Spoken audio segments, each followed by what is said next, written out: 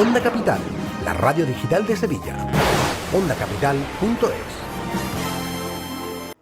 ¿Eres sevillano? Enhorabuena. Por fin tienes a tu disposición un medio de comunicación que te abre las puertas para expresarte con cualquier tema que necesites. ¿Tienes que darle difusión a algún asunto personal o profesional? Aquí estamos para ti. Mándanos un email con tu asunto a hola@ondacapital.es. Onda Capital 95.1 FM.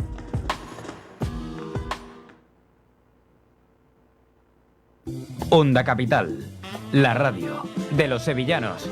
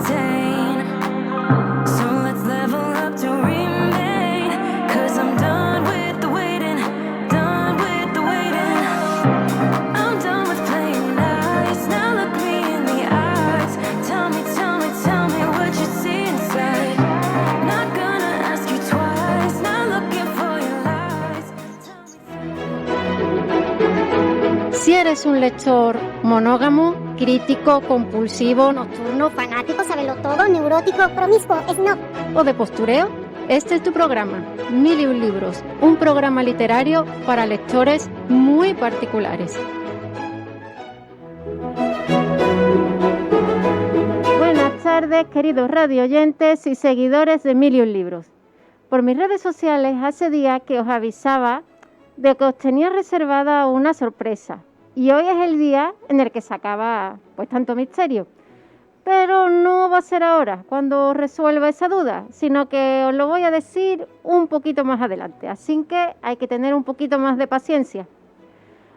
Hoy venimos cargados de entrevistas y además muy variadas, en las que, como siempre, podremos conocer nuevas propuestas literarias que van más allá de única y exclusivamente el libro, porque bueno, pues también vamos a conocer a los autores. ¿Y quién mejor que el propio autor para que nos presente su obra? ¿Con quién vamos a contar hoy? Pues en primer lugar, hablaremos con Ángela Bonilla, una joven y multipremiada escritora que nos presentará La Dama de la Rosa, una novela de corte histórico, y también charlaremos con Francisco Callejo y su libro Lucio Desvés, donde las picarescas al más puro estilo de Lazarillo de Tormes marcarán las aventuras de su protagonista. Completísimo programa el de hoy, pero además, sí, tenemos más, ¿eh? Después de algunas idas y venidas, por encontrarse en inicio de gira, también tendremos a Juan Valderrama, que nos hablará de su más reciente disco, Mujeres de Carne y Verso. Os podéis preguntar que qué relación tiene Juan Valderrama con un programa de libros. Pues muchísimas, señores, porque este disco, Mujeres de Carne y Verso, Juan Valderrama se ha encargado de musicalizar poemas escritos por mujeres de más de 26 siglos de historia. Así que, sinceramente, a mí no se me ocurre mejor plan para el día de hoy que escuchar nuestro programa junto a un buen café. Así que, 1001 libros, arranca.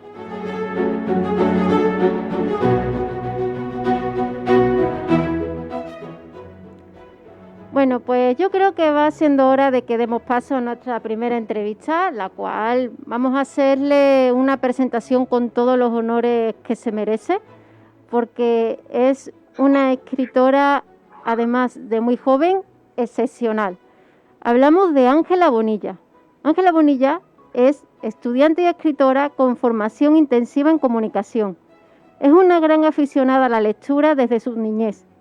Siempre cuenta que se pasaba las horas leyendo. Y fue a los 13 años, como si nada, a los 13, cuando ya comenzó a escribir relatos. Y a los 15 años ya tenía escrita lo que era su primera novela, llamada Amnesia, el comienzo de una nueva vida, la cual origina el conjunto de 2 libros que concluye con Realidad, publicada a sus 16 años. Ambas obras son acogidas con entusiasmo por los lectores. Y ahora La Dama de la Rosa es su última obra publicada, con la que comienza su andadura en el mundo de la novela negra. Te tenemos por ahí, Ángela, buenas tardes. Hola, buenas tardes. Un currículum de verdad, porque sé que eres muy joven, pero parece que eres ya una persona entrada en años con tanta carrera literaria a tus espaldas, ¿eh?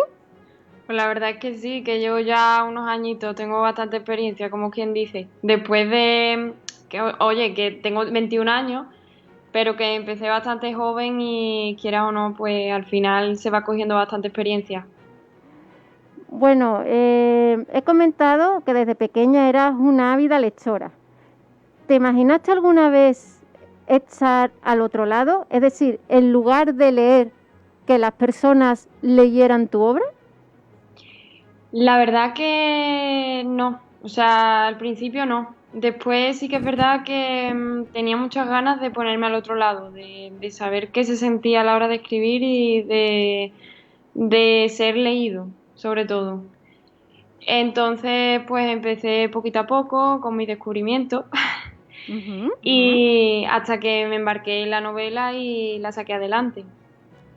Pero bueno, yo te pregunto, normalmente con esa edad, a quien le gusta escribir, porque a todos los chavales no les gusta escribir, pues empiezan como con relatitos de 2 páginas, 3, pero tú con una novela, o sea, ¿no te dio un poquito de vértigo? ¿Cómo fueron sucediéndose una hoja y otra? ¿Cómo fue eso, Ángela?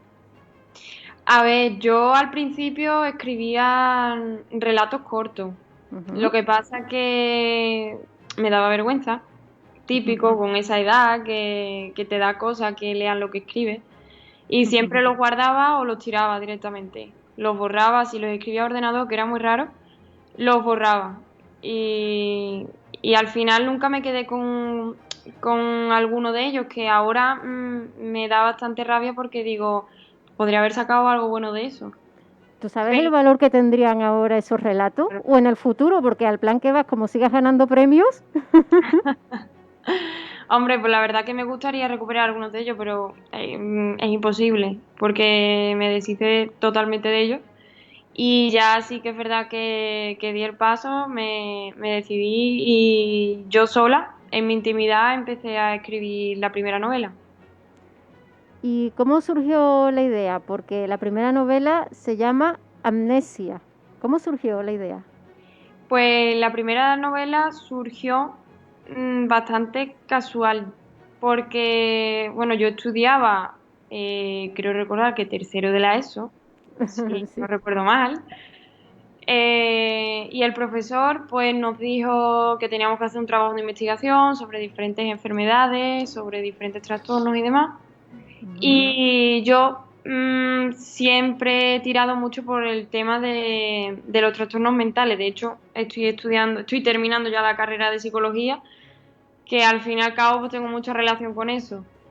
Y bueno, pues me gustó el tema de la amnesia y demás, y lo usé para indagar y estudiar más el tema, y se me ocurrió la idea de hacer una historia. Y nada, surgió. Es que yo soy, para el tema de empezar a escribir historias y demás, como que las ideas me vienen solas. Entonces, como quien dice, tampoco. Y tuviste que tener una rutina de trabajo, supongo, porque es lo que hemos estado comentando, no es lo mismo escribir un relato que ya una novela. Ya una novela tienes que documentarte, tienes que sentarte más horas frente al ordenador. ¿Cómo lleva esa parte una chica tan joven? Pues la verdad que era complicado, porque bueno, es verdad que con el primer libro me pilló las vacaciones de Navidad, eso sí me acuerdo, y estuve aprovechándolas a tope. Pero es verdad que en el momento en el que vas como subiendo de curso en el tema de los estudios, es más complicado compaginar los estudios con la escritura, porque al final tienes deberes, tienes trabajo, ahora estoy con el TFG, por ejemplo, las prácticas, y es un no parar. Pero al final yo siempre lo digo, cada vez que me preguntan siempre digo lo mismo, que al final es querer, el sacar un hueco, tú misma organizarte y lo sacas tú adelante. Si se quiere, se puede. Estoy totalmente de acuerdo. De hecho, hace unos días también publiqué algo relacionado con eso en mis redes sociales, de que si alguien quiere hacer algo, o se desvela o busca las mañas, pero al final lo termina haciendo. Y ¿tomas algún elemento de las cosas que te rodean para transcribirlo? O sea, ¿en alguna novela así de tapadillo ha habido algún compañero tuyo con el nombre cambiado? No, o sea, siempre he intentado dejar como mi vida a un lado y las historias a otro. Pero claro, el problema es que al final tú creas los personajes. Y siempre, aunque yo misma no me haya dado cuenta, hay gente que sí que me conoce y que se ha leído los libros y me ha dicho, se parece en esta cosa a ti, o se parece a no sé quién. Y digo, pues la verdad que no lo he hecho queriendo, ¿sabes? Entonces tampoco te podría decir, pues esto es así, esto es así. Me ha salido así y no lo he hecho queriendo, la verdad. Ujú. Y bueno, ahora sí, háblanos de La Dama de las Rosas. O sea, es una novela que escribiste creo que con 18 años Sí. y con ella sí vino la gran revolución, ¿no? Literariamente hablando. Vamos a empezar. ¿De qué trata esta novela? Y después hablamos todo lo que todo lo que te ha conllevado. ¿De qué trata en sí? Pues la novela trata pues, de una historia basada en la época victoriana, Ujú. en la que a raíz del asesinato de la reina, es su hija la que se convierte como en el típico detective de novela policíaca e intenta tomar venganza de lo que le han hecho a su madre. Y no solo a su madre, porque a lo largo del camino hasta conseguir encontrar a esa persona que ha matado a su madre, se va encontrando que se va dando cuenta de que hay más mujeres que han sido víctimas de esa persona. Entonces ella quiere tomar venganza no solo por su madre, sino por todas. Y ahí pues sí que es verdad que hablo un poco del rol de la mujer, de una mujer empoderada con tan solo 17 años, en un siglo que la mujer realmente no tenía ni voz ni voto todavía. Ni mucho menos de hacer labores detectivescas. Exacto. Y bueno, pues también mezclo un poco tanto la novela negra Ujú. como la novela policíaca, o sea, la novela de caballería y la novela histórica. Y bueno, también entra un poco el tema del amor, que yo siempre en todas las novelas, es verdad que no es un tema principal porque no me... Sé que nunca sacaré una novela que se base en el amor solamente, Tomamos pero nota, ¿eh? siempre... Cuando tenga unos cuantos de años más, como saques una novela de amor, te lo voy a recordar, Ángela. Pues me lo recuerda, pero estoy bastante segura que nunca la sacaré, porque realmente lo que a mí me llama la atención de una novela es el suspense, el querer saber más, el qué ha pasado, ¿sabes? No solo Sí. el enamorarte de alguien y luego hay un un lío amoroso raro. O sea, Sí. de verdad te lo digo que no es algo que a mí me llame bastante la atención. Sí que es verdad que he leído libros así, veo películas así, pero no No te me ves veo en el escribiendo papel sobre de ello. de ese tipo de escritores, la verdad. Ujú. Y cada capítulo es el nombre de una mujer. Sí. ¿Podemos dar una pista más o ya sería spoiler? Ahí ya me quedo un poco que no sé qué decirte, porque ahí ya se descubriría algo que no me gustaría decir. Dejo Vale, que los lectores lo adivinen solos. vale. Ya le hemos picado ahí la curiosidad a los lectores, pero ya no podemos decir mucho más, ¿no? Bueno, Y, tan solo que son nombres de mujeres de la mitología griega ujú. y que cada uno tiene su significado. Así que espero que el lector lo vaya descubriendo poco a poco. Y el escenario es una isla imaginada, ¿no? Sí, totalmente ficticia. Me siento mucho más a gusto a la hora de escribir en un lugar que nadie conoce, que solo conozco yo, por el simple hecho de que nadie es experto en esta vida, pero sí que es verdad que seguramente hay alguien que sepa más que yo. Entonces no me gusta arriesgarme en ese sentido. Sí, eso te iba a preguntar precisamente, si para ti era más fácil partir de cero, de yo me invento todo el escenario, o prefieres documentarte sobre un lugar real ubicado en el mapa. La verdad que para mí es más fácil trabajar partiendo desde a lo mejor desde una época. Yo me gusta documentarme porque me interesa bastante la historia realmente.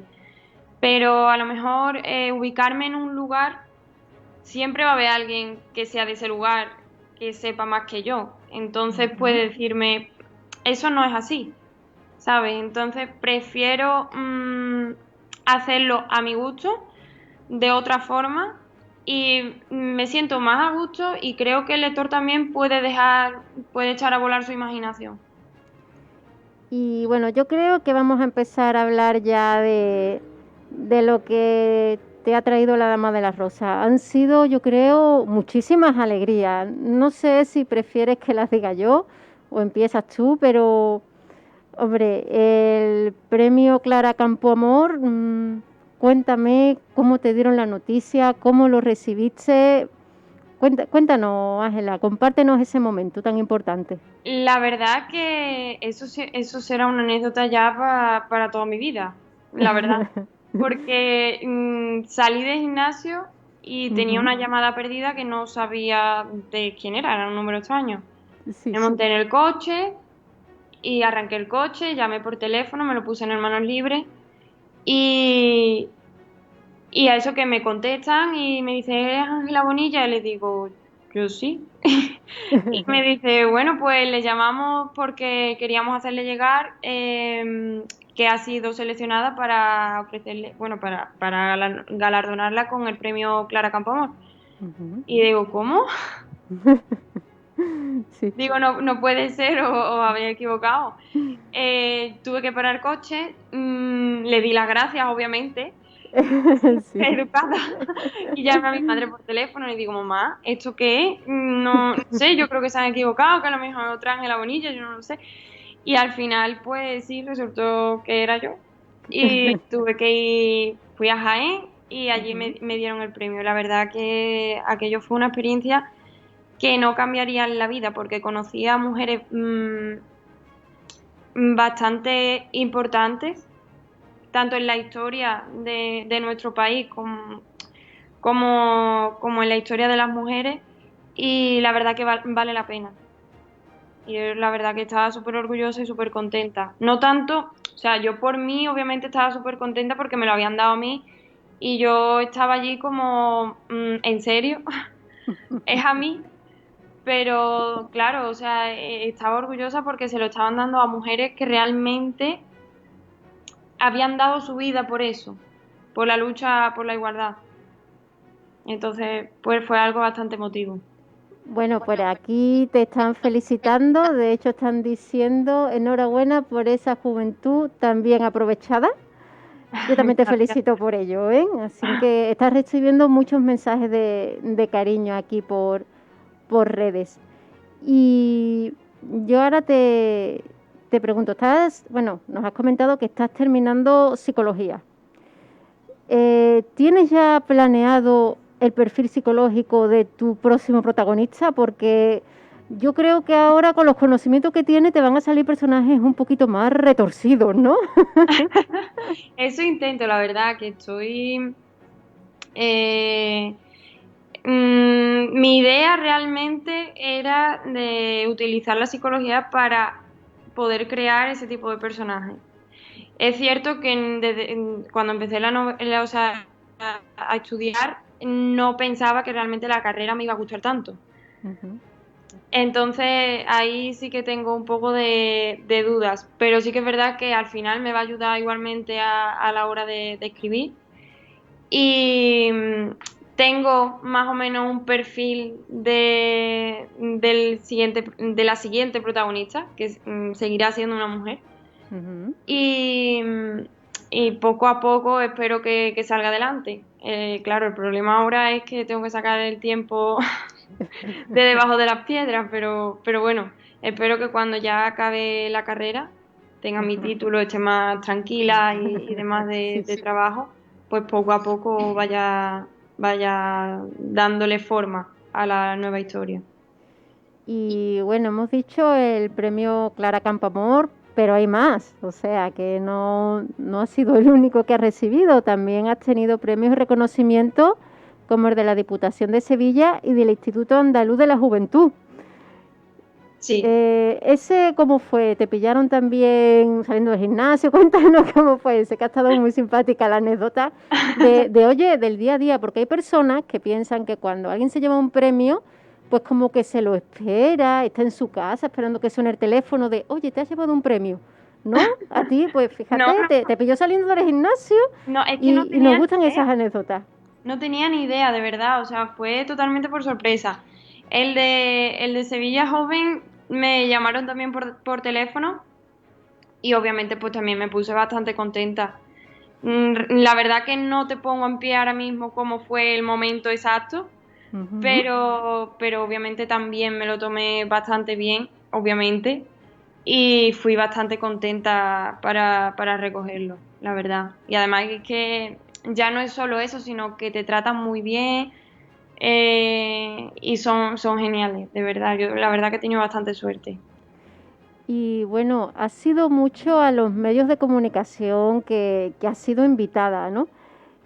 Cuéntanos así alguna anécdota a la que le guarden más cariño de algún medio de comunicación o algún periodista, alguien que hayas podido conocer gracias a tu actividad literaria, Ángela. Pues mira, te voy a ser sincera, la verdad que él lo sabe y siempre está pendiente mía y de hecho me llama Sobri. Uh-huh. Eso era porque cuando yo era pequeña en Canal Sur siempre salía Agustín Bravo. Ajá, en el sí. programa de por las tardes.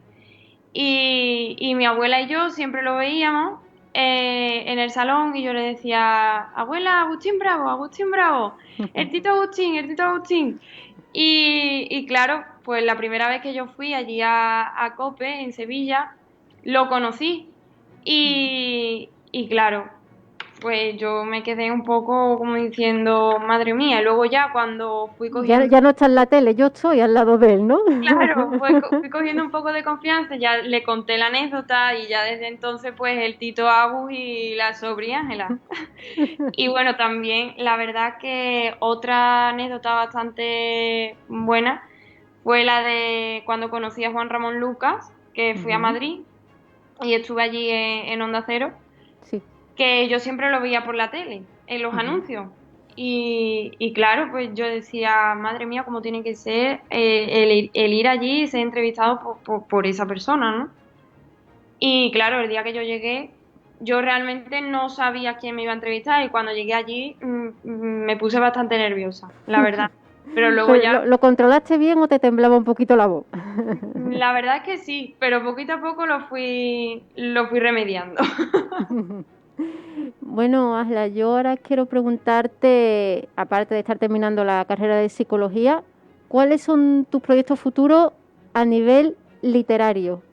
¿Qué proyectos tiene? ¿Seguir escribiendo libros? ¿Da talleres para jóvenes que quieran escribir? ¿Cuál es tu proyecto?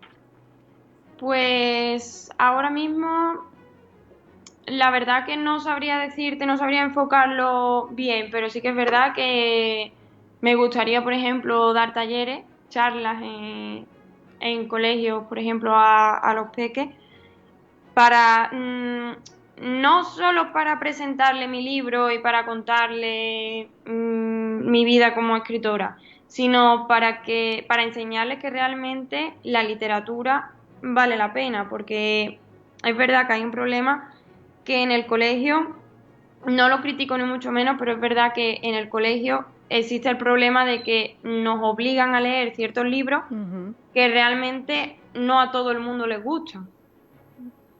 Porque a mí personalmente me pasaba.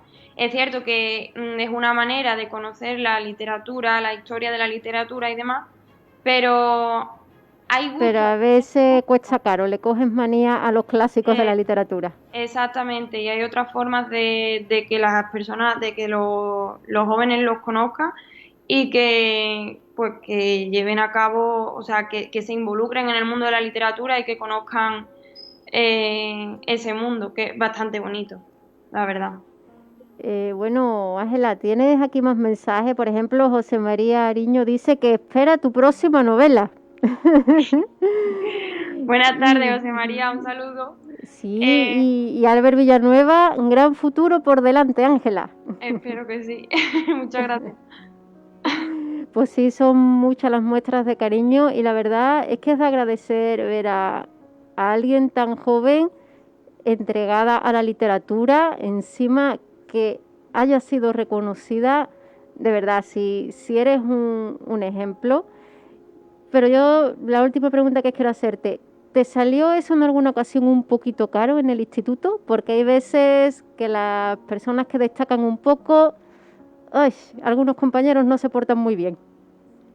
La verdad es que tuve la suerte de, pues no sé, de coincidir con personas que realmente les interesaba ese mundillo y que les molaba la idea de que yo escribiera. Para nada he tenido malas experiencias y además yo también soy una persona bastante pasota en ese sentido, que la verdad que en el momento en el que veo algo que no me gusta, si es conmigo, lo ignoro. Sí, obviamente, si es con alguien al que veo más frágil, pues doy la cara, ¿no? Pero soy una persona bastante pasota y la verdad que siempre he recibido el apoyo de los míos. Eso es lo que me ha bastado a mí. Pues muchas gracias, Ángela, por las palabras que nos has dado y eres todo un ejemplo a seguir. Agradecemos que formes parte de esta familia de lectores de 1001 libros. Un gran abrazo, Ángela. Muchas gracias.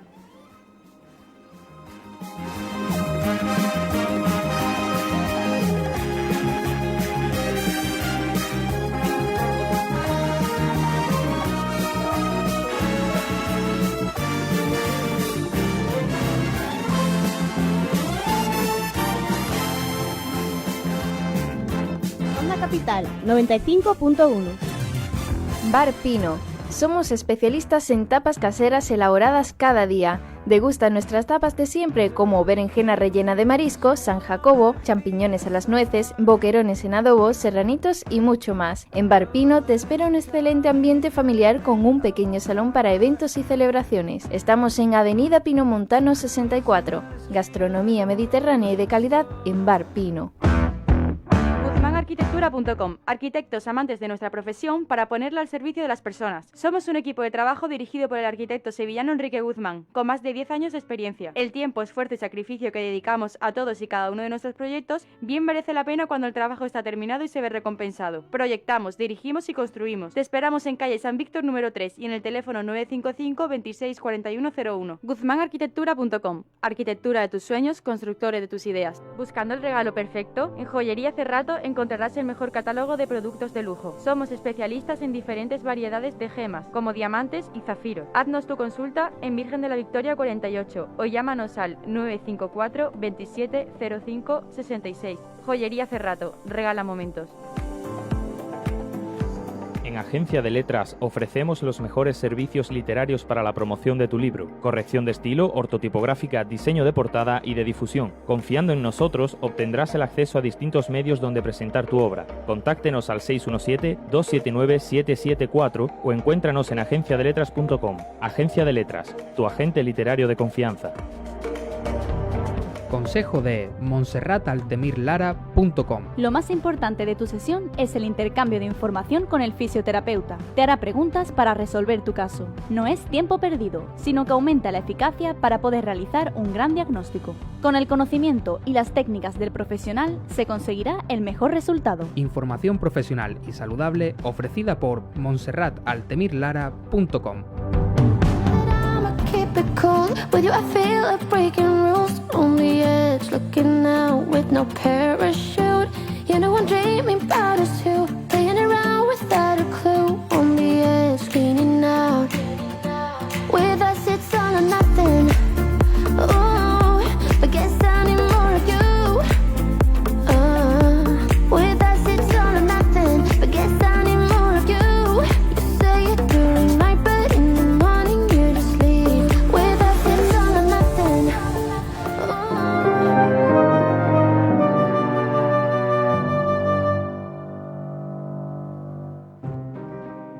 La verdad es que hemos tenido una gran entrevista con Ángela Bonilla, una entrevista a una chica joven muy comprometida con los problemas actuales, especialmente sobre los temas de género, ¿no?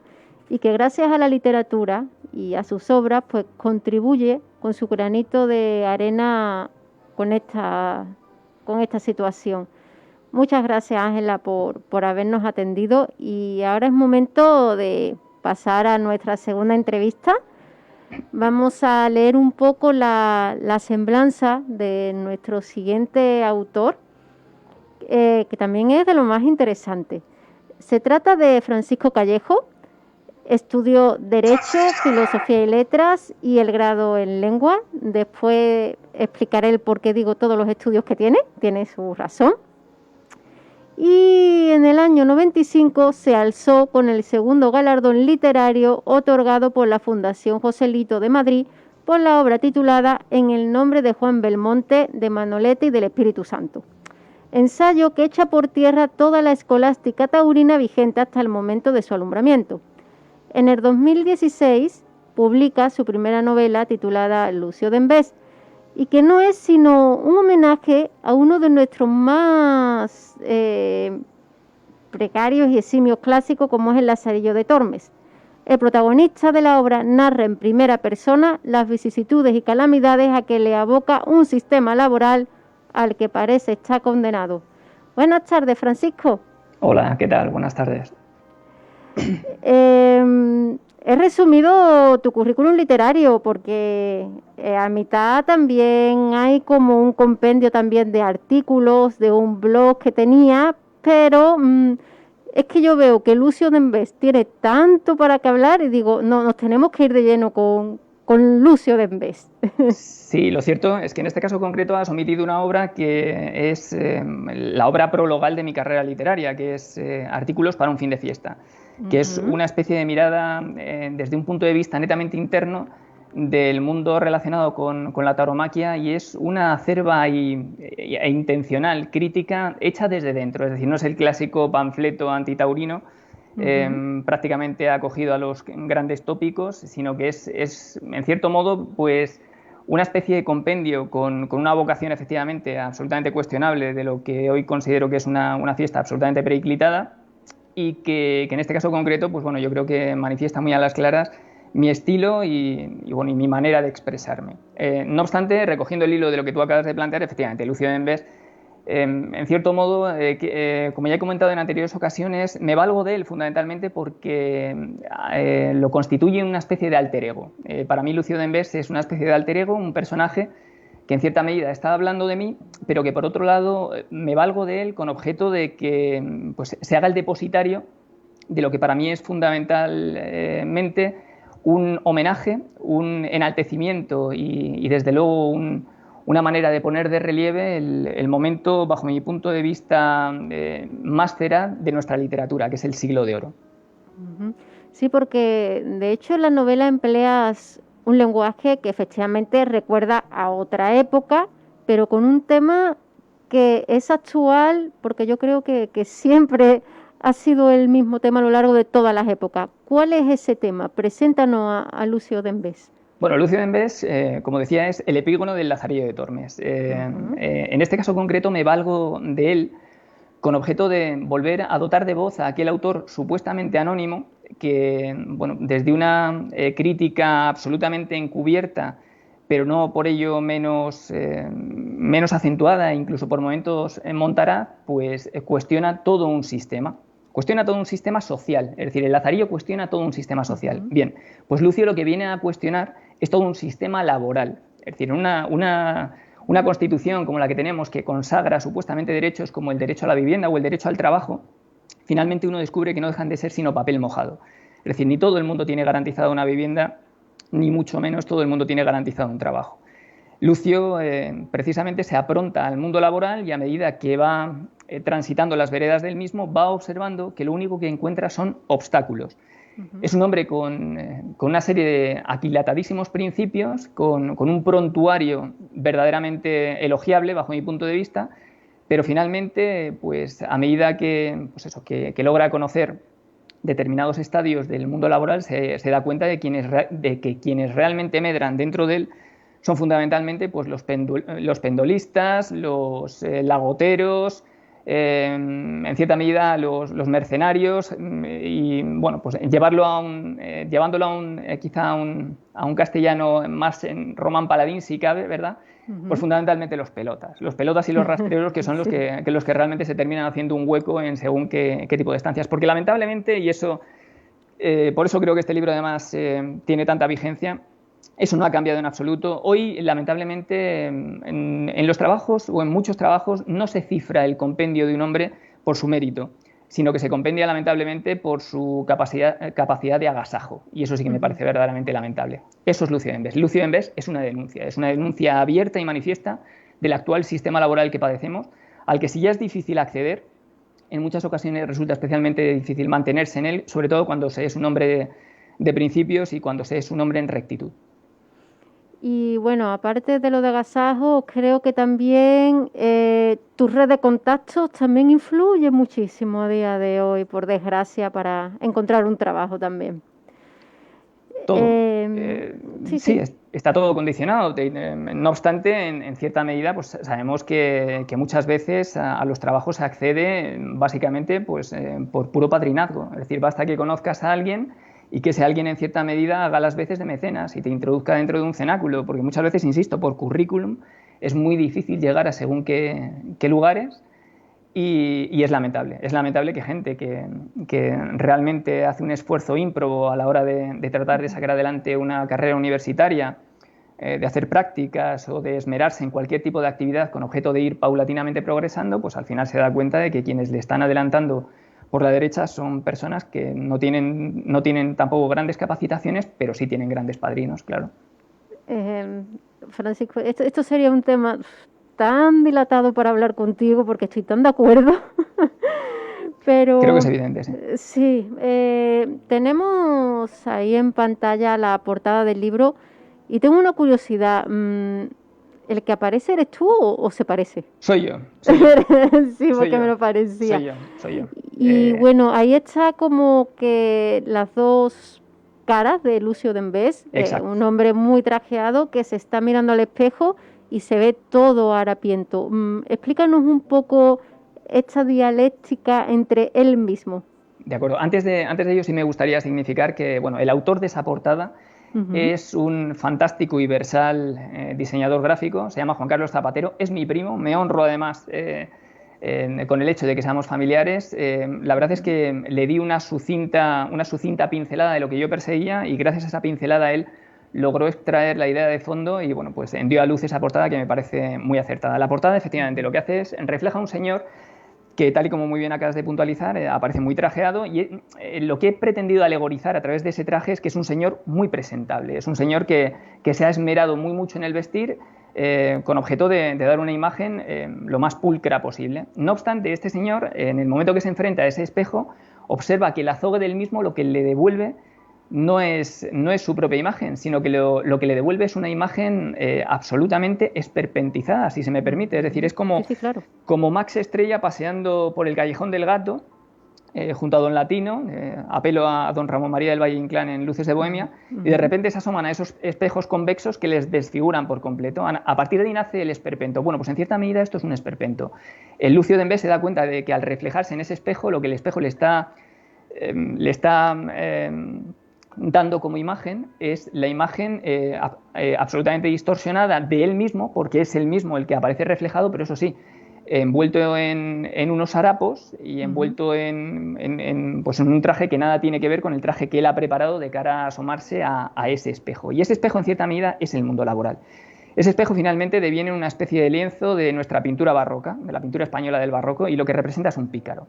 Y es que al final Lucio de Embés, a pesar de ir con los más aquilatados principios al mundo laboral, se da cuenta de que si quiere seguir subsistiendo en el mismo, no tiene más remedio que de alguna manera adecuarse a una serie de factores que finalmente van a hacer que sus principios pues, pasen a un segundo plano y termine desembocando en uno de tantos pícaros que son los que pueblan hoy por hoy cualquier tipo de ámbito netamente laboral. O sea que en la novela vemos una progresión de Lucio, de un hombre con ciertos principios, a un pícaro, porque se da cuenta que sin la picaresca no llega a nada, ¿no?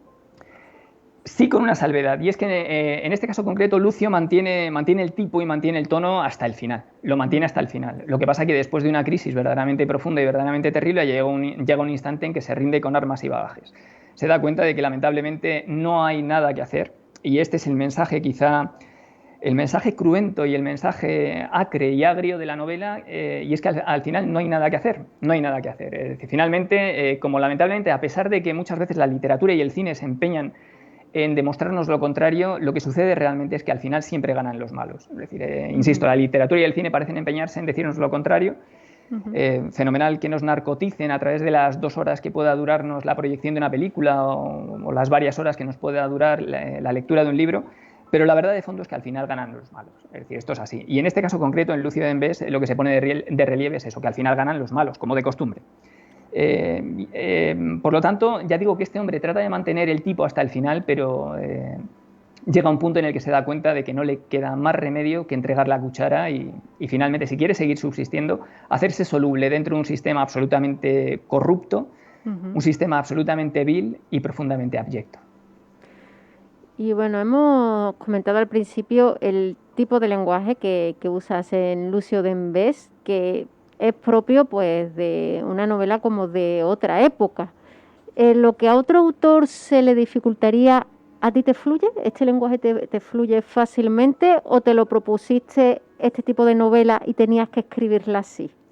Confieso que, como ya he dicho en anteriores ocasiones, yo me he encontrado el acento. Yo felizmente dispongo de un estilo y soy muy consciente de ese estilo. No obstante, en esta novela sí que es verdad que esfuerzo mi estilo. Llega un momento en el que trato de alguna manera de barroquizar mi propio lenguaje, trato de alguna manera adecuarlo y establecerle pues los pormenores al uso que lo hagan pasar por una novela, ya digo, del siglo XVI o del siglo XVII. Entonces sí que es cierto que hay un momento en el que retuerzo el lenguaje. Me empeño mucho en subrayar esto, porque yo no soy partidario de retorcer la historia. A mí los enredos, los enigmas y demás, la verdad es que me importan francamente poco. A mí lo que me importa es el lenguaje y sobre todo el contenido sustantivo de fondo. Por eso en este sentido sí que es cierto que hago un cuidado muy esmerado del lenguaje, pero eso sí, de alguna manera barroquizándolo o llevándolo a un punto plateresco, por hacerlo más nuestro, más español, sí que es verdad. Es decir, sí que hay un momento en el que el adorno llega incluso a adornarse a sí mismo. Soy consciente de ello, pero también es cierto que aprovecho la coyuntura de alguna manera para subrayar para mí lo fundamental que es que cuidemos nuestra lengua. En un momento, no me canso de repetirlo, en el que lamentablemente estamos abocados, ya sea por redes sociales, ya sea por sistemas de inmediatez. Sí, exacto, y por medios de comunicación que parece que muchas veces obligan, nadie obliga a nada, esta es la verdad, pero parece que obligan pues a incurrir en abreviaturas, en apócopes, en elisiones, En muchas ocasiones incluso asisto con verdadera tristeza a observar cómo gente envía mensajes prescindiendo de vocales o utilizando fórmulas que me parecen verdaderamente dantescas. Y en ese sentido lo que quiero es rescatar el lenguaje en toda su selvática potencia. Es decir, lo que pretendo es hacer del castellano nuestra particular alegoría, porque, y en este sentido sí que me atrevo a afirmarlo de forma rotunda, creo que tenemos la inmensa suerte, todos los castellano hablantes, de disponer de la lengua más feraz y con más posibilidades que existe. Es decir, no hay una lengua más potente que la nuestra. Y a este respecto me gustaría sacar a colación una anécdota que me parece fantástica. Sí, claro. Que pertenece al emperador Carlos, que fíjate, este es otro detalle que me gustaría también significar, y es que cuando nos referimos al emperador Carlos comúnmente, y no sé por qué motivo, decimos Carlos V. Pero mire usted, sería Carlos V del Sacro Imperio Romano-Germánico. Era nuestro Carlos I. Es decir, primero. ¿Por qué nos tenemos que empeñar en quinto? ¿Quinto de qué? Es primero. Carlos I de España. Bien, pues Carlos I de España, que llegó aquí siendo prácticamente un extranjero, fue un hombre que terminó haciéndose soluble con con todos nuestros propósitos, todos nuestros proyectos y todas nuestras sensibilidades. Y en ese sentido me parece que es uno de los hombres que ha hecho la defensa más poética del castellano en toda su dilatada historia, porque sí que es cierto que ha habido autores que lo han defendido y lo han defendido con verdadera maestría, pero este hombre tiene una anécdota fantástica que, si me lo permites, Bárbara, quiero poner de relieve. Sí, claro, adelante. Y es que este hombre, que terminó siendo un excelente políglota, en una ocasión se refirieron a él preguntándole, Majestad, ¿usted qué idioma prefiere emplear como vehículo a la hora de expresarse? Y él decía: a las mujeres les hablo en italiano, a los hombres les hablo en francés, a mi caballo le hablo en alemán. Y le dijeron: pero Majestad, ¿y el castellano? Dice: el castellano es lengua tan potente que solamente la empleo para hablar con Dios. Bueno, a mí esto me parece solemne. Es decir, a mí me parece que estas... Pero paso a nuestra lengua brutal. Exacto. A mí me parece que esto en cierta medida viene a poner de relieve que hablamos la lengua más importante del mundo, que a mí me entristece profundamente que nos hayamos supeditado a otras lenguas que son lenguas puramente pragmáticas, como pueda ser el inglés, y me produce profunda tristeza que incluso, pues no sé, coaliciones políticas que muchas veces se arrogan de alguna manera el patrimonio de la españolidad, cuando concurren a cenáculos internacionales, claudican y terminan hablando en inglés. Me parece verdaderamente lamentable. Es decir, ahí es donde tenemos que hacer la defensa más exaltada de lo que realmente nos define, que es nuestra lengua, que es el español. Sí, por eso yo al principio, cuando te presenté, quise decir toda tu formación, porque se nota que eres un gran amante del lenguaje. Para mí es claro. Y de la literatura. Entonces digo, es que tengo que decir toda la formación, porque para que entiendan todo esto que estás explicando ahora. Yo te lo agradezco. No obstante, la formación en ocasiones constituyo que casi se convierte en un obstáculo, sobre todo retomando otra vez el hilo de lo que tiene, de lo que tiene que ver con eso de los accesos a empleos y demás, ¿verdad? Muchas veces un currículum, y un currículum especialmente denso, muchas veces lamentablemente se convierte en un obstáculo. Por eso tampoco le pongo demasiado énfasis a mi formación. De mi formación lo que más tiendo a alabar es el proceso en el que soy yo mismo el que me doto de esa formación, es decir, el momento en el que transito la vereda del autodidactismo, cuando yo soy el que elige mi propia formación. Por eso tampoco me gusta señalar según qué tipo de aspectos. Sí que es cierto que me siento especialmente libre cuando soy yo quien elige qué tutor en cada momento es el que le tiene que poner voz a mi curiosidad, y es en ese sentido cuando yo cuando apelo a Valle Inclán, cuando apelo a Quevedo, cuando apelo a Cela, cuando realmente me siento libre y cuando realmente soy consciente de la fortuna que tengo al ser castellano hablante. Y a ese respecto, si me lo permites, hay una anécdota también muy buena de don Ramón María del Valle Inclán, precisamente, que decía que el castellano es una lengua tan fantástica que es la única lengua que permite meditar a gritos, y en cierta medida no está exento de razón. Ahí está todo el teatro de Calderón, que no deja de ser, sino en cierta medida, pues una exaltación de sentimientos, ¿no? Es una lengua que permite meditar incluso a gritos. Es que escuchándote hablar se me vienen muchas cosas a la cabeza. Efectivamente, hay veces que tener tanta formación perjudica en un currículum y hay que recortarlo. En ese punto estoy de acuerdo contigo, y también estoy de acuerdo en el tema del lenguaje, que hay veces que cuando una es amante de lo barroco, por decirlo de alguna forma, pues hay quien te dice, pero ¿por qué no escribes más simple? Pues porque es mi estilo, o sea, entonces te entiendo perfectamente. Exacto. Y si me lo permites, Bárbara, yo honestamente, además, probablemente esto sea en cierto modo, tirar piedras contra mi propio tejado, pero a mí particularmente no me preocupa en absoluto el hecho de que tenga un mayor o menor número de lectores. Yo lo que quiero es que los lectores que tenga sean de calidad. Es decir, eso sí que me preocupa, que los lectores que tenga que sean de calidad. A mí la cantidad es una cosa que... Lo cuantificable nunca me ha importado, esa es la verdad. Sin embargo, la calidad es algo en lo que comúnmente pongo el acento. Sí, de hecho, bueno, era lo que te iba a preguntar ahora, que más o menos ya me lo has contestado, ¿no? Que normalmente los pícaros literarios, ¿no?, siempre roban el corazón del lector, ¿no? Bueno, lo que era el Quijote, que no es que fuera un pícaro, pero no. sí un soñador, el Lazarillo, unos ligeros toques por llevar algo más reciente y que los oyentes ubiquen, a lo mejor un Fermín Romero de Torres, de Ruiz Zafón, como que nos roban el corazón. Cuando tú escribiste sobre Lucio de Embés, ¿escribías lo que te apetecía o querías robar un poquito el corazón? Aunque me acabas de contestar, pero te lo vuelvo a preguntar. Bueno, yo en este caso concreto, como te decía, comúnmente prescindo de tramas, de enredos y de interrogantes. Es decir, a mí jugar con los nervios del lector me parece hasta indecente. Es decir, es un propósito del que prescindo al instante. Es decir, no tengo ningún interés. Sí me gusta jugar con las emociones. Es decir, sí soy partidario de jugar con las emociones. Lo empleo naturalmente como pura metáfora. Es decir, me parece importante apelar a la sensibilidad de los lectores, sobre todo de cualquier lector atento. Más que nada porque la sensibilidad, como en una ocasión le leí a González Ruano, la sensibilidad es esa inteligencia del corazón que no anida en la cabeza. Y esa sensibilidad es una sensibilidad que creo que en ocasiones conviene azuzar y tirar de las solapas para poner de relieve. Hay una frase también fantástica al respecto de don Miguel de Unamuno que decía que para despertar sentidos hay que herir sensibilidades. Bueno, pues yo soy partidario de herir sensibilidades si eso trae aparejado despertar sentidos. Por eso, en este caso concreto, como te decía, sí que es verdad que pongo el acento muy mucho en el lenguaje y en mi estilo que para mí es clave. El estilo soy yo y en el momento que me esté mostrando tal cual soy, creo que estoy haciendo un ejercicio de honestidad con quienes han tenido la deferencia de leerme. Por lo tanto, para mí es absolutamente incuestionable el hecho de ser fiel a mi estilo. No voy a ni pretendo agradar a nadie a través de otras fórmulas expresivas si esas van en contra de lo que es ese estilo al que apelaba. Yo soy mi estilo y desde luego a eso no voy a renunciar nunca.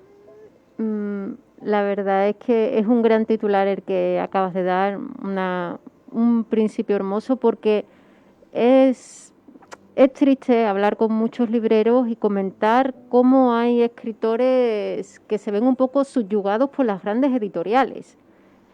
Entonces, escuchar eso es de agradecer. Un poco no, Bárbara, seamos conscientes y seamos honestos. Es decir, los escritores se han convertido en menestrales. Es decir, los escritores, a grandes rasgos, se han convertido en cierta medida en la voz de su amo. Y muchas veces a los escritores se les cercena la capacidad de elección y se les impone el tema sobre el que tienen que escribir. Yo, desde luego, tengo muy claro que por ahí no voy a pasar. Lo tengo muy claro.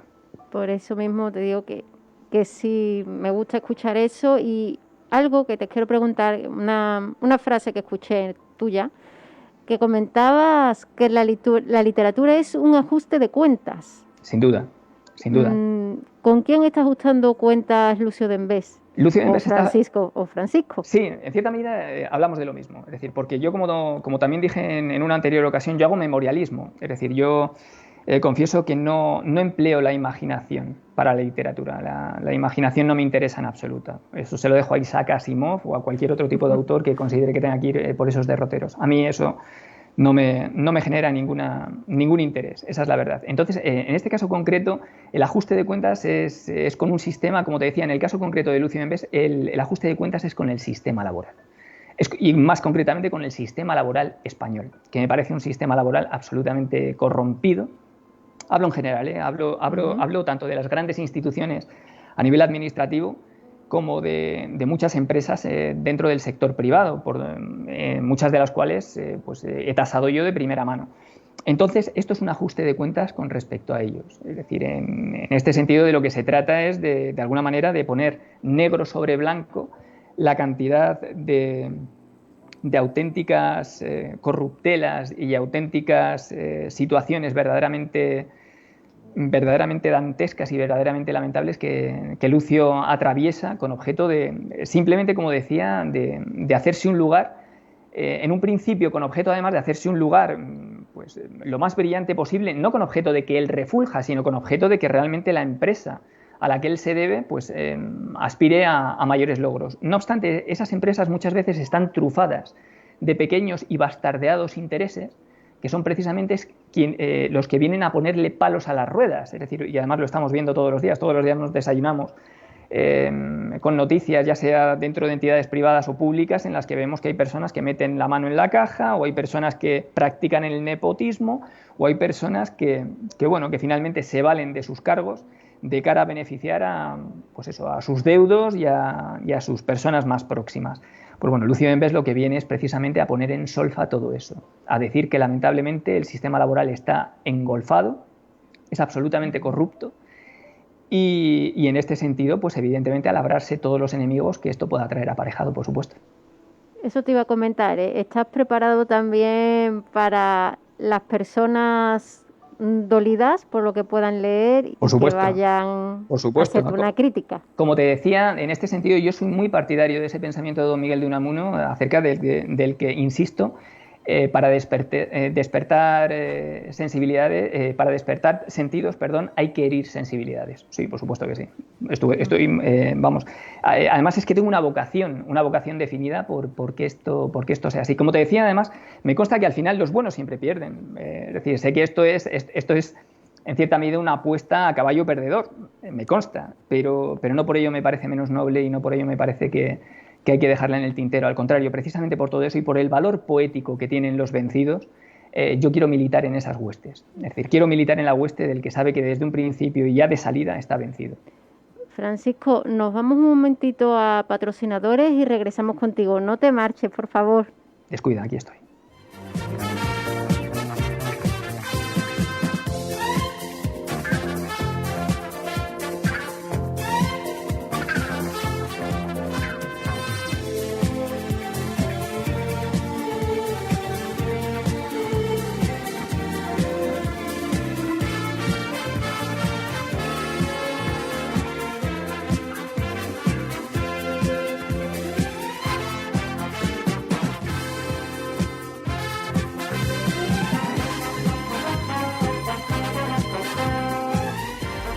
Quédate con nosotros, enseguida estamos de vuelta. Onda Capital 95.1.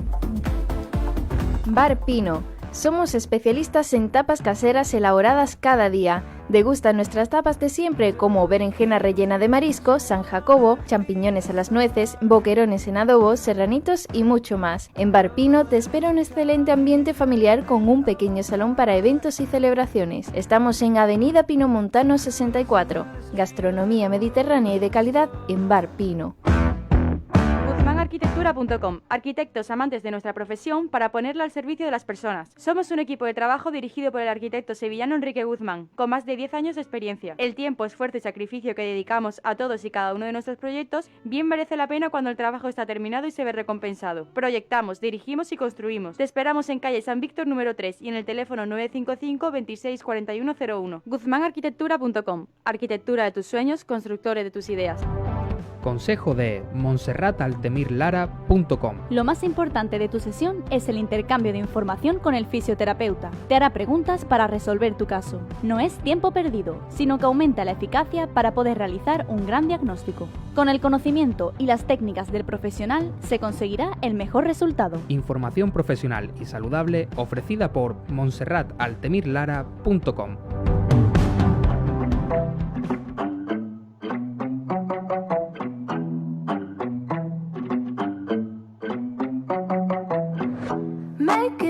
Trying to get away from this life I'm living.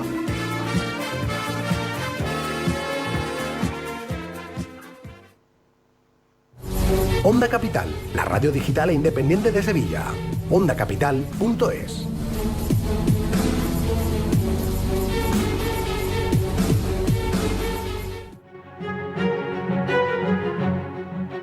Bueno, pues aquí seguimos con nuestra interesante entrevista a Francisco Callejo y su reciente obra, Lucio Dembés.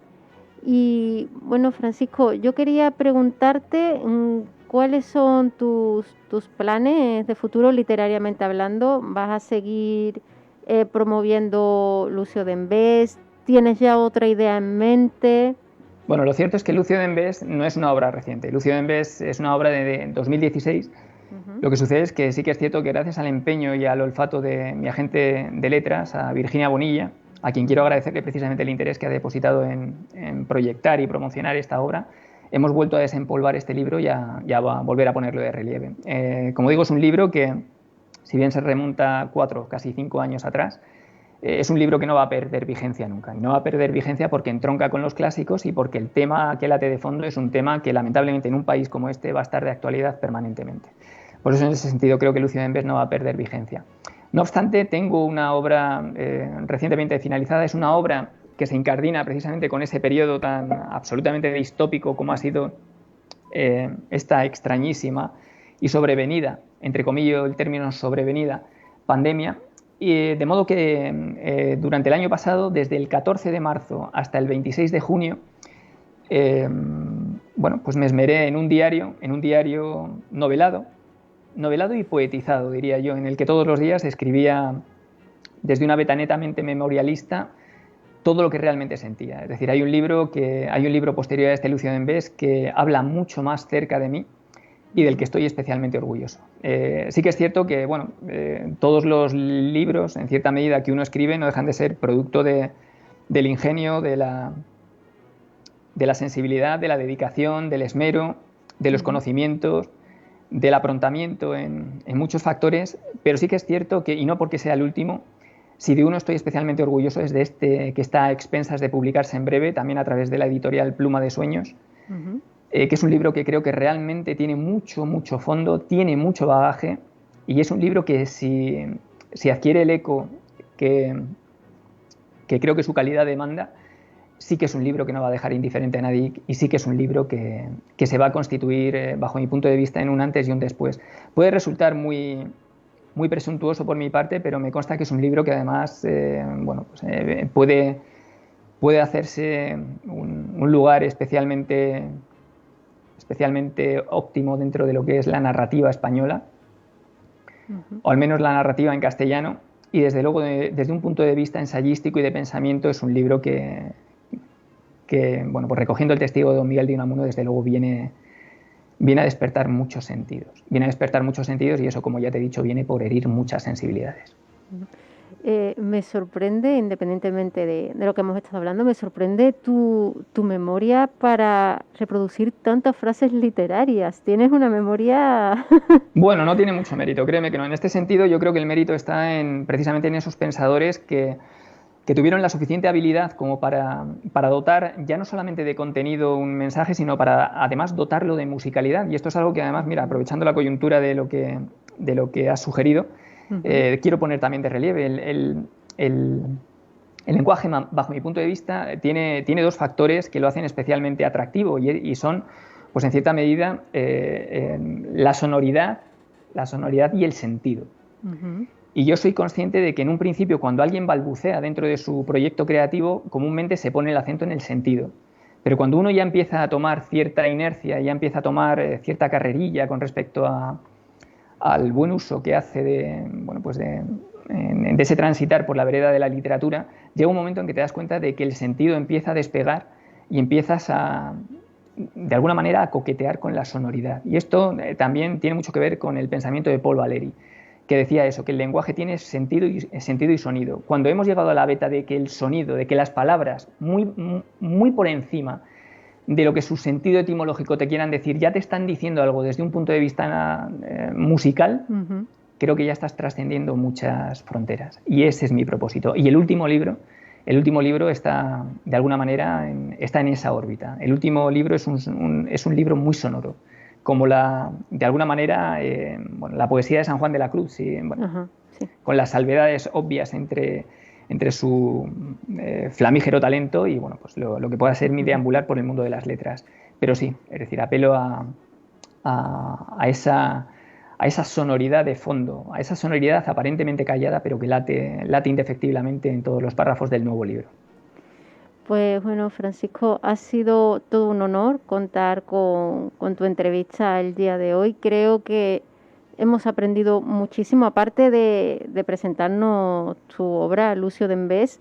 Hemos aprendido mucho sobre lenguaje, muchos pensadores, escritores españoles, y la verdad esperamos poder entrevistarte de nuevo cuando tu nueva obra vea la luz, porque tus palabras, la verdad, son muy valiosas. Pues no sabes cómo te lo agradezco, Bárbara. En este caso concreto, el agradecido soy yo. Agradezco enormemente a Onda Capital que haya dotado de eco a mi Lucio d'Embés y, por extensión, a mi propia palabra, a mi propia literatura. Y bueno, pues a ti por la generosidad que le has brindado precisamente a la exposición de la misma, y bueno, pues por lo cómodo que me he sentido también en esta entrevista. Te estoy inmensamente agradecido. Y por supuesto a todos los oyentes y a las personas que hayan seguido esta entrevista a través de vuestro canal de Facebook. Muchísimas gracias, Francisco, y valiosísimas palabras. Un placer. Igualmente, muchas gracias.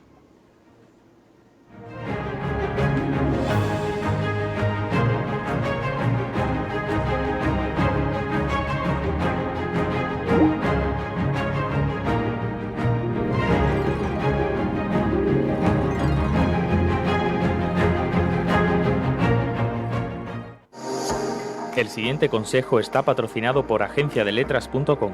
No caigas en el error de enviar un libro sin revisar para su publicación. Ninguna editorial lo aceptará, lleno de faltas y errores. Para conseguir que tu obra vea la luz, debes entregar el manuscrito lo más limpio posible. Recuerda, este consejo ha sido patrocinado por agenciadeletras.com. Onda Capital vuelve más fuerte que nunca. Siempre contigo.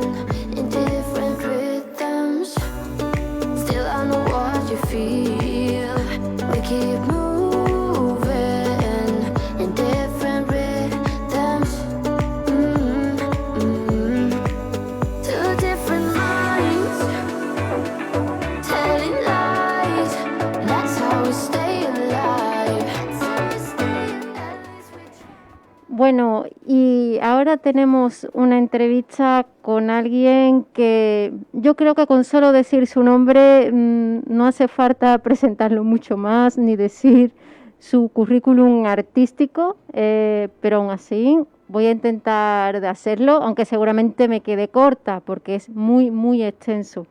Estamos hablando de Juan Valderrama, un consagrado cantante, periodista, además es compañero de profesión. Sabemos que hijo de Juanito Valderrama y Dolores Abril, y su carrera artística tiene discos tan importantes como La memoria del agua, Alfileres, y el último lanzamiento ha sido Mujeres de carne y verso, que es mucho más que un disco, es un discolibro que está lleno de poemas escritos por mujeres que han sido silenciadas durante mucho tiempo. Es un proyecto que pone el foco en 26 siglos de poesía en femenino. Pero yo creo que es mejor que deje de hablar yo y que hable Juan. Hola, buenas tardes, Juan. Hola, ¿qué tal? Buenas tardes. Todo un gusto hablar contigo. Antes que nada, déjame agradecerte que nos atiendas la llamada porque sé que te pillamos un poquito ajetreado de viaje, ¿no? Pues sí, después de mucho tiempo sin viajar, en fin, se me hace hasta un poco raro. Y me has cogido, pues eso, viniendo de Sevilla a Madrid, porque empezamos ya a trabajar, si Dios quiere, el viernes, aquí en Madrid, y bueno, hay que volver. Ya tenemos. Juan, ¿te escuchamos? ¿Te has cortado? Parece que hemos perdido a Juan. A ver, vamos a intentar recuperar la llamada. Sí, bueno, como comentaba, hemos intentado hablar con Juan Valderrama vía Skype, pero tenía que trasladarse a Madrid porque empieza su gira y nos atendía la llamada en pleno viaje. Entonces, bueno, hay veces que ocurre, ¿no? Las coberturas fallan. Parece que has vuelto, Juan. Estás Sí, ido y has vuelto. no me he movido del sitio, la verdad es que estaba aquí quietecito. Bueno, pues no sé, pero te lo has ido. No pasa nada, te contaba que volviendo otra vez a ensayar y a preparar el espectáculo, porque hace mucho tiempo que no tocamos, y empezamos el viernes aquí en Madrid. Sí. Otra vez con Mujeres de Carniverso, y muy contento porque, bueno, pues porque la cultura es mi profesión y nadie habla de ella, muy poca gente habla de ella, pero si la hostelería ha estado parada, no te quiero contar cómo hemos estado nosotros. Lo imagino y de hecho, bueno, yo cuando empecé este proyecto radiofónico, mi objetivo, y te lo digo así sinceramente, era entrevistarte. Digo, es que Juan Valderrama no se me puede ir porque es un programa así de literatura, pero es que tu disco, Mujeres de Carniverso, es música, pero también es literatura. Lo unes todo en este proyecto, Juan. Bueno, la música y la literatura han estado unidas desde la noche de los tiempos.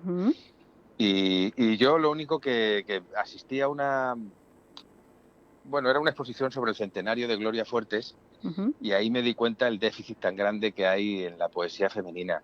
Porque Gloria, que es una de las poetas que yo le pongo música, hay mucha gente que le ha puesto música y es una poeta muy célebre. Pero me dio por investigar y encontré que había un mundo de mujeres poetas absolutamente oculto. Y eso me dio la idea, me dio pie y me dio fuerza para aventurarme en el mundo de la poesía en femenino, que como tú sabes, es un mundo que todavía tenemos mucho que recuperar, porque hay muchas poetas invisibles que han sido grandísimas, y ahora todavía, hoy en día, los premios de poesía están copados por hombres, aunque la mujer cada vez tiene un papel más relevante en la poesía. Pero yo creo que es una labor bonita de recuperación y de unir sentires y sentimientos, en fin, darte cuenta de que en el arte el sexo no importa nada, ¿no? Estamos hablando de talento, y eso, el hombre y la mujer son absolutamente parejos. Es que, bueno, yo creo que te habrá pasado como a mí y como a muchos de cierta generación, que cuando estudiábamos en los libros de texto, a duras penas se aparecía Rosalía de Castro y así de pasadita. Sí, por eso te digo, ¿no? Que ha habido, pues eso, han estado ocultas. Las mujeres parece que no existían, ¿no? Y cuando dabas, por ejemplo, yo soy de la EGB. Sí, yo también. Que era difícil, pues que por cierto, era dificilísima la EGB, ahora que no lo comparo. Yo tengo un recuerdo de algo durísimo, ¿no? Y sí es cierto que en los temarios no venían. Si venía Rosalía de Castro y Santa Teresa, como mucho, eso ya más adelante. Y si daba tiempo de darla, que si no, no la va a pasar. Y si daba tiempo, y en la generación del 27 todavía no hay mujeres, hay muy pocas. Entonces yo pues no he recuperado porque están ahí, sino les he puesto el foco a ellas y las he querido cantar. Y empecé por Safo, que fue la primera poeta, dicen, de la historia, cuentan. Safo de Mitilene, hasta Elvira Sastre, que es un fenómeno en sí misma, que es una poeta actualísima, que se desarrolla en redes sociales y que tiene millones de seguidores y de partidarios en todo el mundo. Entonces hago un recorrido porque me parece que merece mucho la pena recuperar a la mujer poeta, porque la mujer ha estado siempre pues pendiente del hogar y pendiente de...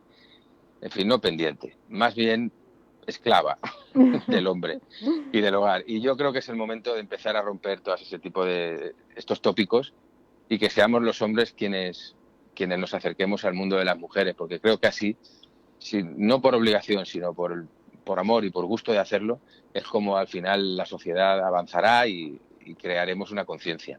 Sí, de hecho te han bautizado de una forma, la verdad, muy hermosa, que es el hombre que sí amaba a las mujeres. Una forma muy, muy hermosa de es una crítica de Fernando Neira del País, que es absolutamente inmerecida, porque cuántos hombres aman a las mujeres y en cuántos aspectos y en las artes y en las ciencias, ¿Cuántos hombres han apostado por el talento de las mujeres? Hay mujeres científicos, mujeres que son CEOs de sus empresas, seguro que hay muchos más, pero lo agradecí mucho porque es un titular del que me siento francamente muy orgulloso, porque soy hijo de una mujer trabajadora como tantas, que era artista y era madre, sí.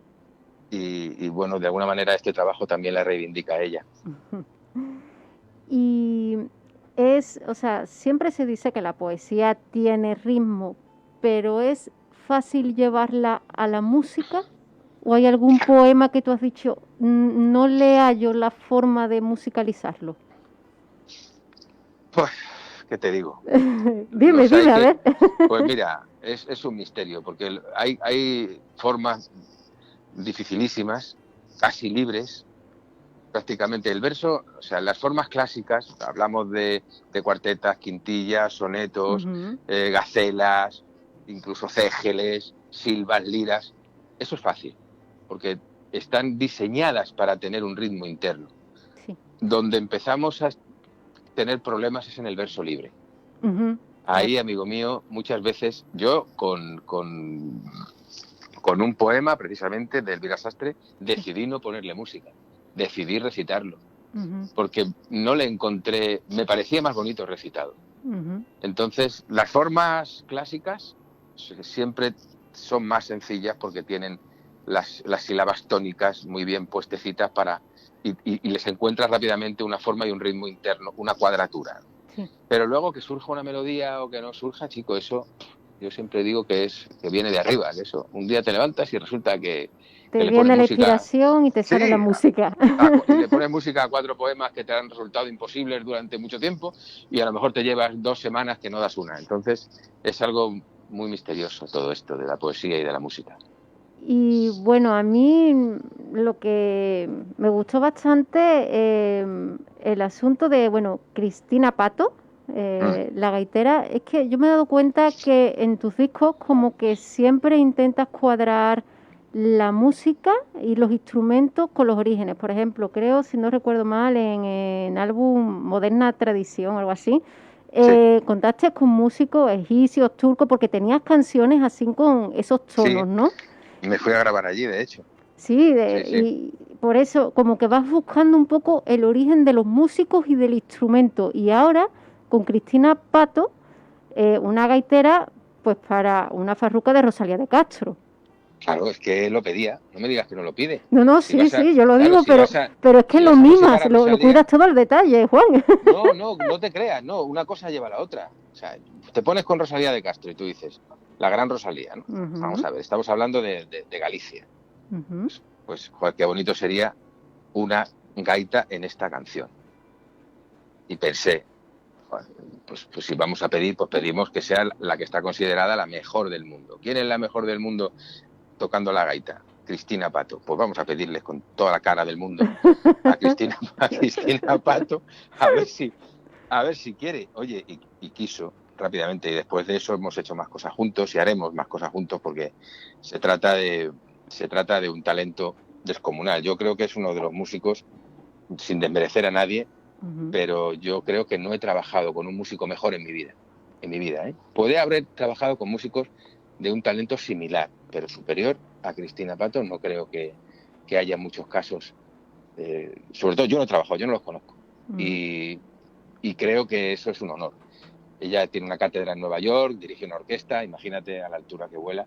No me conocía para nada, somos mundos musicales aparentemente o a priori muy, muy diferentes y muy lejanos, pero Rosalía nos unió y lo que unió a Rosalía, que no lo separe el hombre, ¿verdad?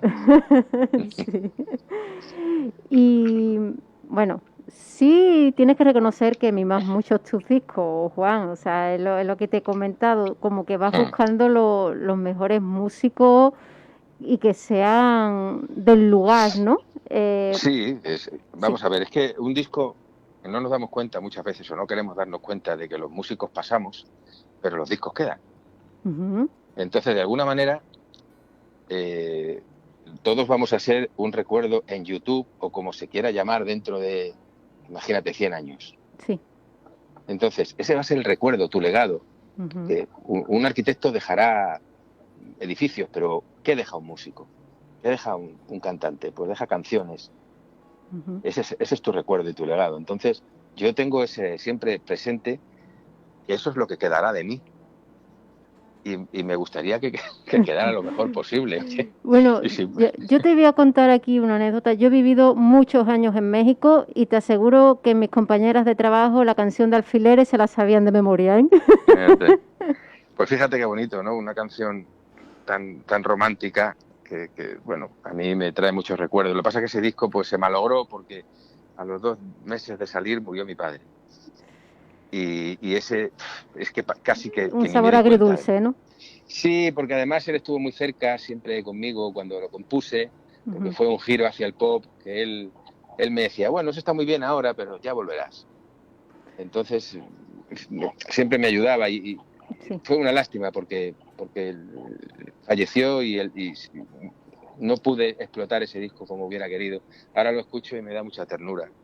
Le tengo cariño a Alfileres, sí. Pues fíjate, sonó en México porque Sí, pues sonó, sí. yo lo ponía todo el tiempo. Ah. El problema es que lo cantaba contigo y yo desafinaba un poco. Mejor te hubiese dejado cantando a ti solo. Bueno, y en este disco colaboraciones con Carmen Linares, Solo Jiménez, María del Mar Bonet, Carmen París y bueno, muchas más. O sea, Juan, la que has montado, o sea, ¿cómo hiciste por contactar con todas estas mujeres? ¿Cómo fue? Porque tuvo que ser una locura contactar con tantas mujeres, músicas. No, porque fíjate que yo, salvo a Cristina Pato, yo conocía a todas son amigas y todas, la maestra Carmen Linares, tampoco conocía a María del Mar Bonet, es verdad. Eso fue, Cristina y María del Mar eran retos porque no me conocían. Y fue un poco frío, ¿no? Hay que escribir un mail a un correo que te da su representante y te dice, oye, tú escribe, chico, y si toca. Entonces les escribes con mucho respeto, acercándoles el proyecto y tal. Oye, tardaron 24 horas en devolverme la llamada, en hablar conmigo y en sumarse.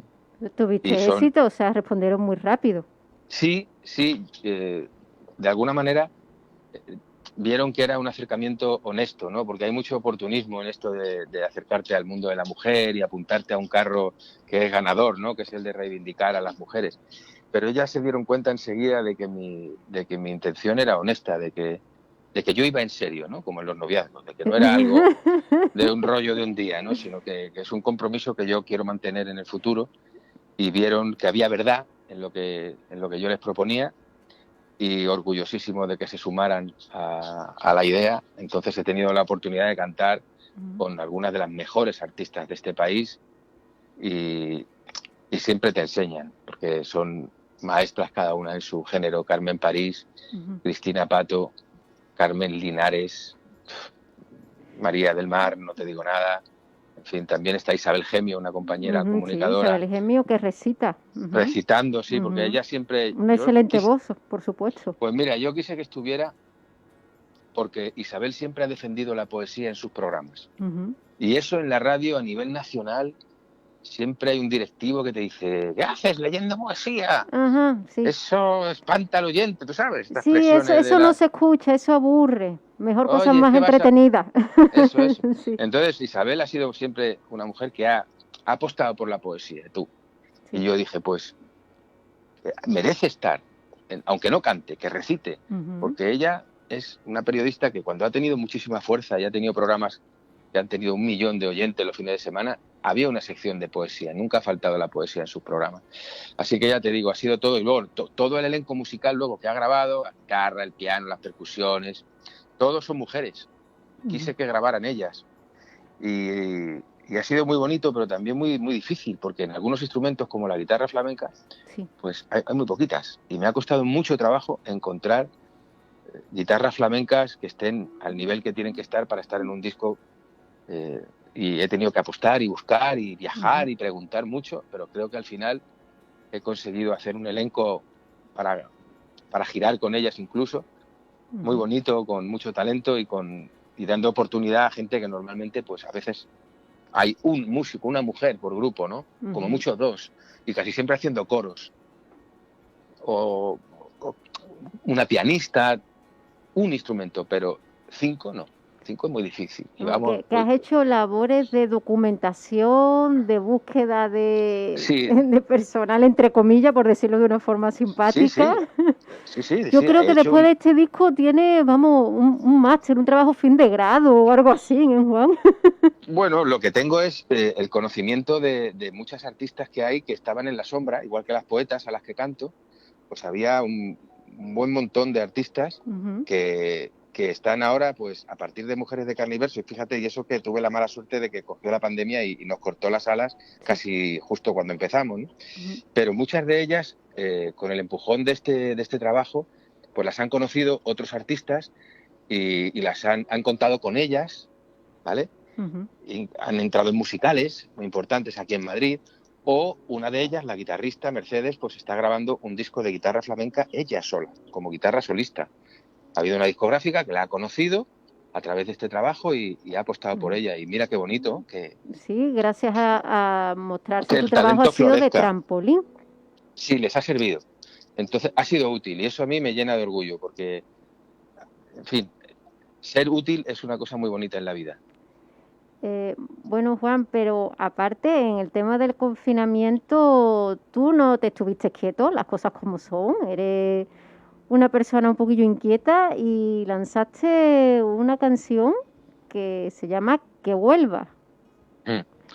Sí, la hice aquí en casa, en fin, con un productor que es de Extremadura, que es guitarrista, que es un gran amigo, y me animó, me dijo, oye, eso que has colgado tocando tú, yo toco un poquito la guitarra. Ujú. Me dijo, ¿por qué no lo hacemos bien? Como si ¿por qué hicieran no? las cosas mal. No, pero, hombre, vamos a hacerlo bien. vamos Más a formal, más producirla. formalito, Claro, sí. vamos a producirla, vamos a tocarla, vamos a... No una grabación casera tú ahí delante de tu ordenador, sino esta canción, Juan, es muy bonita, déjame que te haga un arreglo y te mando y tú en casa, si tengo un estudio en casa, pues cántala en casa, mete la voz en casa y a ver qué tal. Y oye, pues hicimos así, luego hicimos un videoclip también, pues eso, casi con el móvil, ¿no? Aquí en casa y todo muy naif. Sí, ya como los influencers con el móvil haciendo el... No había más remedio, no había más... Ten en cuenta, no podíamos salir, era... No, pero te Estamos quedó en muy bien, Juan. Y aparte Joder. los beneficios, ¿para dónde fueron? Para el Banco de Alimentos, ¿no? Sí, para Cáritas, sí. Y luego, pues la suerte de que, oye, a la gente le gustó. A la gente le gustó, empezaron a llegarme, pues eso, comentarios y el vídeo se viralizó. Me llegaban, pues eso, descargas de canciones de América Latina, pero muchísimas. O sea, en Argentina, en México, me entrevistaron de cadenas de radio muy importantes de toda América y aquello, pues oye, fue algo totalmente insospechado y que yo jamás hubiera imaginado que podía pasar. La fuerza de las redes. Me han dado premios por esa canción. Ujú. Tengo pendiente ir a México y tengo pendiente ir a Argentina y tengo, en fin, me han salido muchos pretendientes gracias a que vuelva y eso, pues mira, qué bien, ¿no? Yo no lo esperaba y yo lo hice simplemente porque Por creo que en echar ese una momento... mano. No, porque yo creo que la música está precisamente para esos momentos. La música, si tiene un momento de utilidad, es cuando estamos pasando un drama como el que hemos pasado en este país y continuamos pasando, ¿no? Entonces, pues vino bendecida porque... Juan, pasamos, perdona que te interrumpa, vamos patrocinadores. No te marches que continuamos contigo, marcho. ¿eh? Vale, Yo no te estoy- me yo- vayas, ¿eh? Yo estoy aquí a tu lado. Vale, muy bien. Voy a tu verita.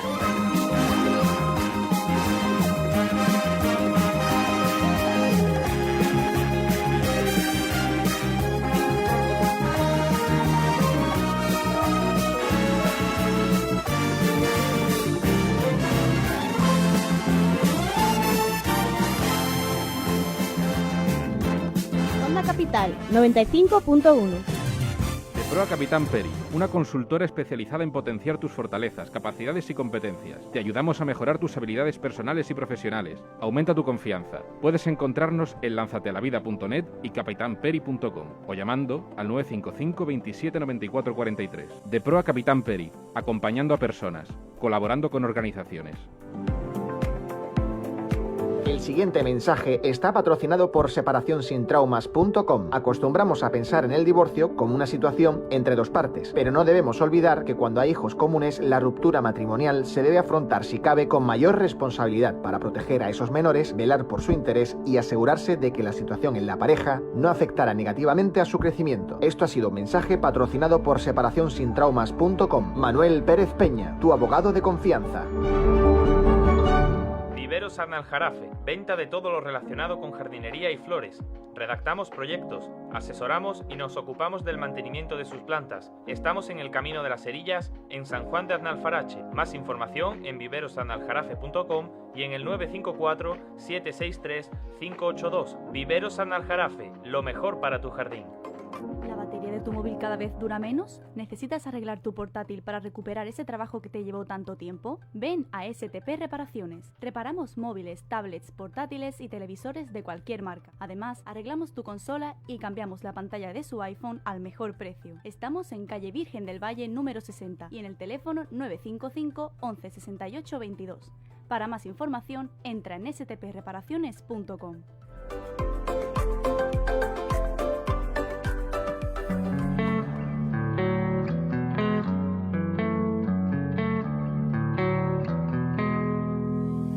If I'm the bad one, take a look at yourself. Y seguimos con nuestra entrevista a Juan Valderrama. Y bueno, Juan, yo no sé si sabes que ya se ha acabado el horario infantil y te puedo hacer preguntas un poco más picantes. Bueno, mujer, tampoco ¿no? No, hombre, es broma. No, a ver, me gustaría que me hablaras un poco de cuándo vas a abrir tu canal de Valdechef, Artes Culinarias de Juan Valderrama. Es que yo de vez en cuando me grabo haciendo algún guiso, porque soy cocinillas y me gusta meterme en la cocina, pero que va, la verdad es que hago la compra yo en casa. Ajá, ¿sabes? Sí. Y guiso yo. Entonces, desde niño me metía en la cocina, pero de ahí a tener un canal de recetas, quita. Ya tengo muchas cosas en mente como para meterme Pero en eso. a ver, Juan, cuando tú enseñas los guisos, la verdad es que tienen éxito, ¿eh? Yo veo que la gente te comentan y dan ganas de autoinvitarse en tu casa para comer, ¿eh? No, tengo buena fama. Mis amigos, de hecho, vienen a casa a comer lo que yo les doy. Y en eso no hay nadie que diga qué mal guiso. O sea, estamos en una época de la vida que todo el mundo se cree que es Arzac.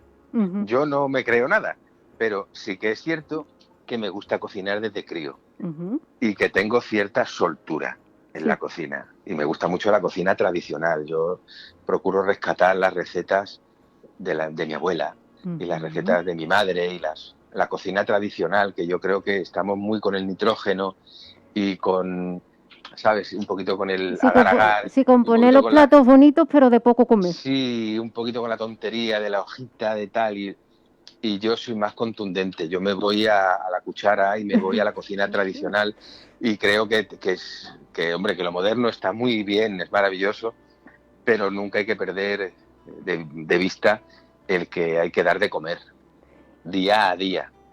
Y yo soy muy de la cocina tradicional española porque creo que es inigualable. O sea, yo he viajado en el mundo y hay dos países que me parecen punto y aparte, además del nuestro, que son Portugal, Francia y quizá Italia también. Esos tres países yo creo que junto con España tenemos una cocina que es digna de conocerse. Y la española está a ese nivel.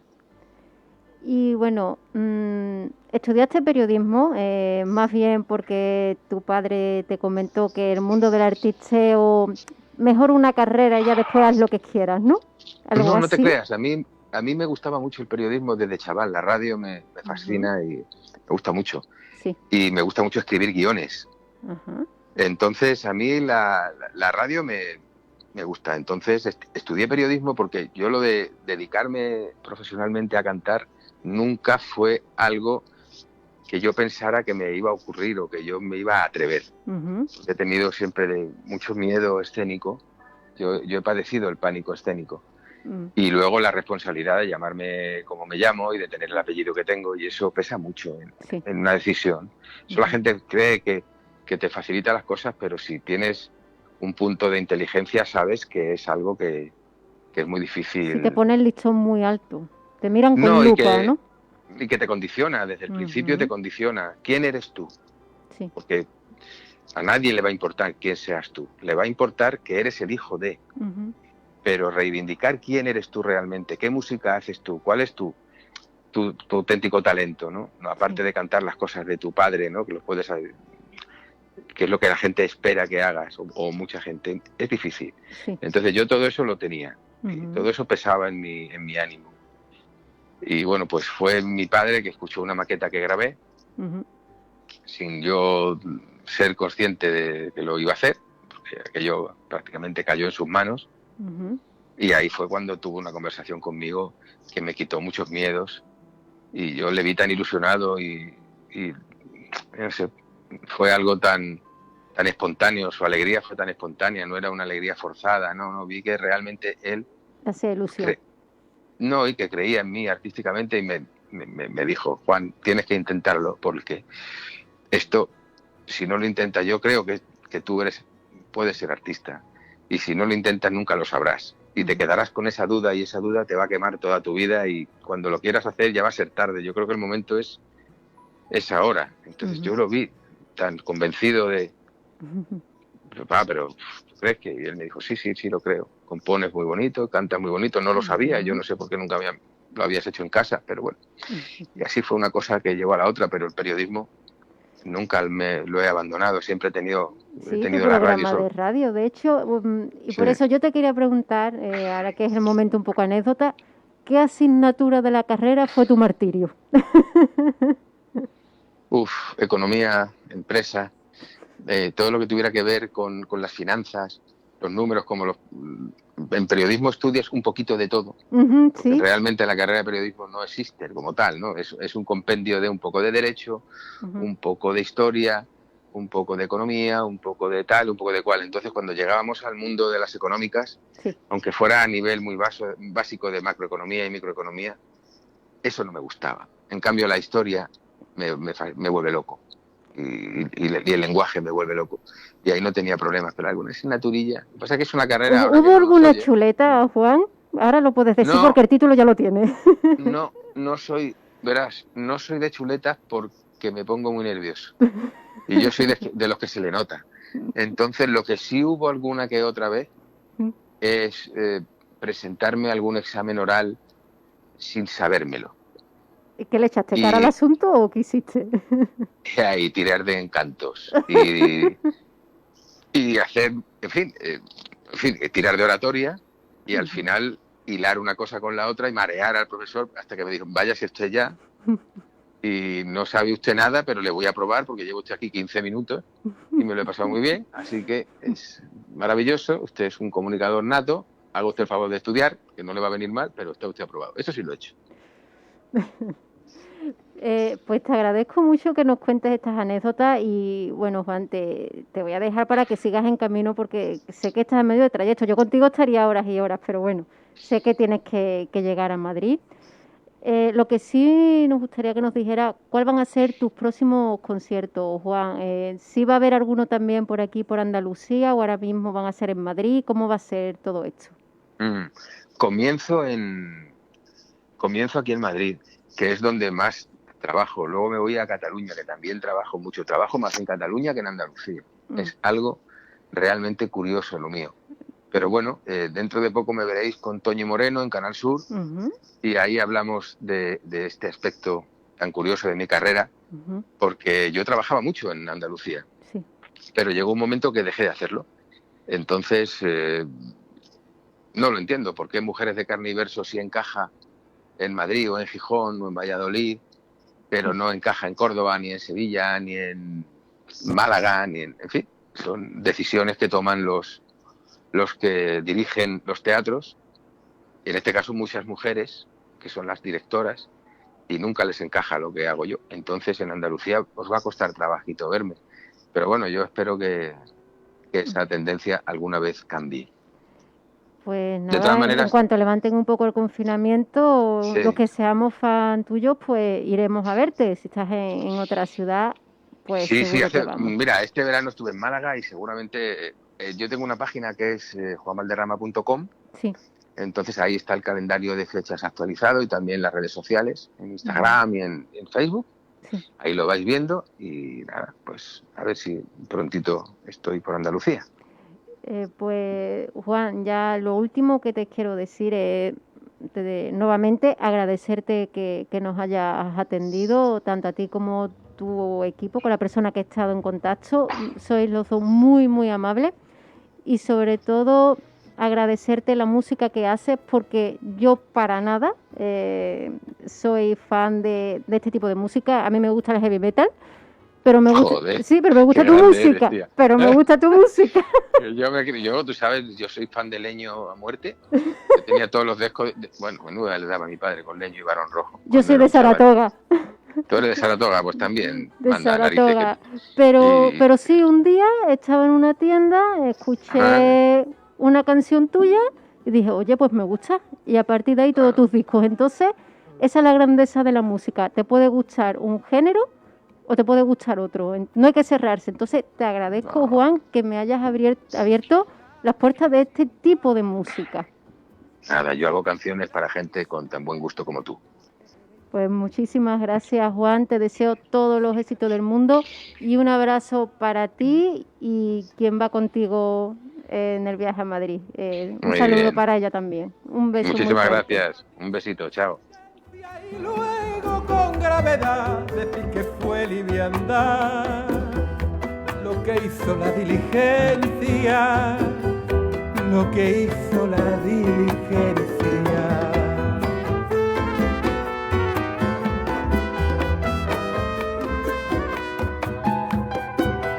Parecer quiere el denuedo, demuestro parecer loco al niño que pone el coco y luego le tiene miedo, y luego le tiene miedo.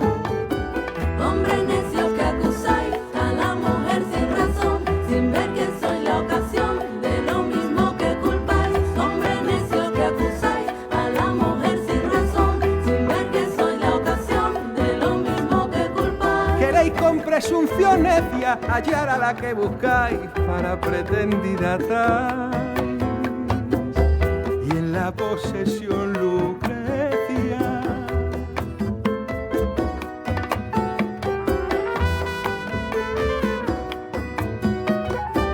¿Qué humor puede ser más raro que el que falto de consejo él mismo empaña el espejo y siente que no está claro? Y siente que no está claro. Hombre necio que acusáis a la mujer sin razón, sin ver que soy la ocasión de lo mismo que culpáis. Hombre necio que acusáis a la mujer sin razón, sin ver que soy la ocasión de lo mismo que culpáis.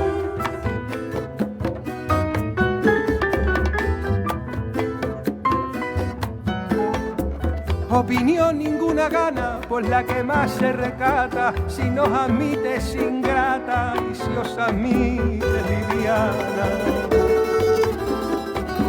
Siempre tan necios andáis que con desigual nivel a una culpáis por cruel y a otra por fácil culpáis, y a otra por fácil culpáis. Pues cómo ha de estar templada la que vuestro amor pretende, si la que es ingrata ofende y la que es fácil enfada. Mas entre el enfado y pena que vuestro gusto refiere, bien haya la que no os quiere y queja enhorabuena. Dan vuestras amantes penas a sus libertades alas y después de hacerlas malas, las queréis hallar muy buenas. Hombre necio que acusáis a la mujer sin razón, sin ver que soy la ocasión de lo mismo que culpáis. Hombre necio que acusáis a la mujer sin razón, sin ver que soy la ocasión de lo mismo que culpáis. ¿Cuál mayor culpa ha tenido en una pasión errada? ¿La que cae de rogada o el que ruega decaído? ¿O cuál es más de culpar, aunque cualquiera mal haga?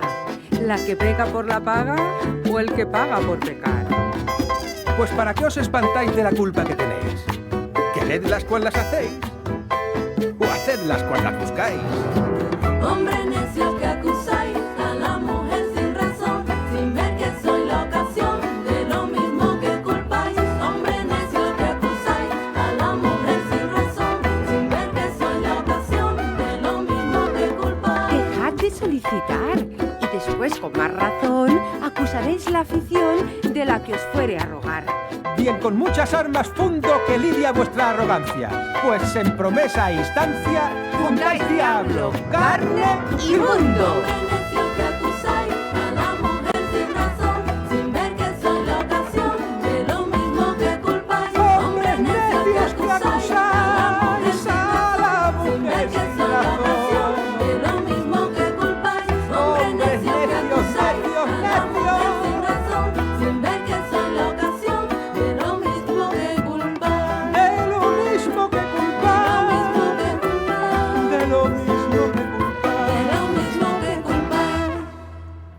Onda Capital, la radio local, comunitaria e independiente que te mereces. Y continuamos con nuestro programa de 1001 libros.